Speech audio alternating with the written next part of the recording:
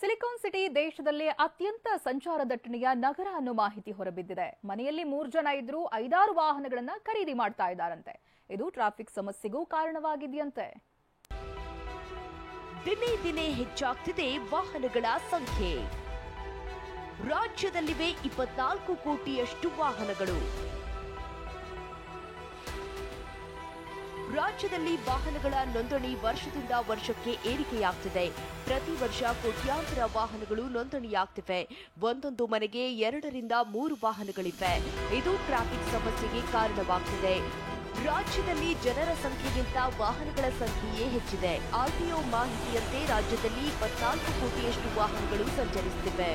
ಇವತ್ತು ನಮ್ಮ ಹತ್ರ ಹೆಚ್ಚು ಕಡಿಮೆ 3 ಕೋಟಿ 11 ಲಕ್ಷ ವಾಹನಗಳು ಇಡೀ ರಾಜ್ಯದಲ್ಲಿ. ಇದರಲ್ಲಿ 50% ಅಷ್ಟು ವೆಹಿಕಲ್ ಅರ್ಧದಷ್ಟು ವೆಹಿಕಲ್ ಬೆಂಗಳೂರು ನಗರದಲ್ಲಿ. ಸುಮಾರು ಬೆಂಗಳೂರು ನಗರದಲ್ಲಿ ಇವತ್ತು 1 ಕೋಟಿ 10 ಲಕ್ಷ ವೆಹಿಕಲ್ ಬೆಂಗಳೂರು ನಗರದಲ್ಲಿ ಸಾರ್ವಜನಿಕರು ಉಪಯೋಗ ಮಾಡುತ್ತಾರೆ.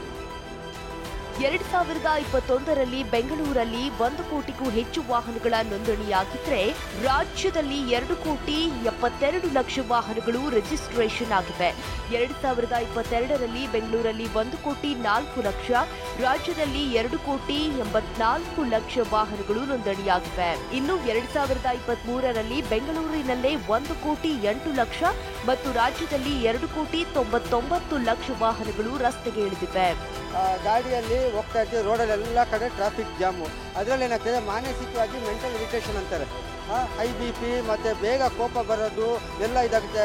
ನಾವೇ ನೋಡಿ ರೋಡಲ್ಲಿ ಹೋಗ್ಬೇಕಾದ್ರೆ ಸುಮಾರು ಸಲ ಏನು ಮಾಡ್ತಾರೆ, ಹಿಂದೆ ಹಾರನ್ ಹೊಡಿತಾ ಇರ್ತಾರೆ. ಯಾಕಂದರೆ ಅವ್ರಿಗೆ ಬೇಗ ಹೋಗ್ಬೇಕಾದ್ರೆ ಜಾಗ ಇರುತ್ತೆ, ಬೇಗ ಹೋಗೋಕ್ಕಾಗೋದು.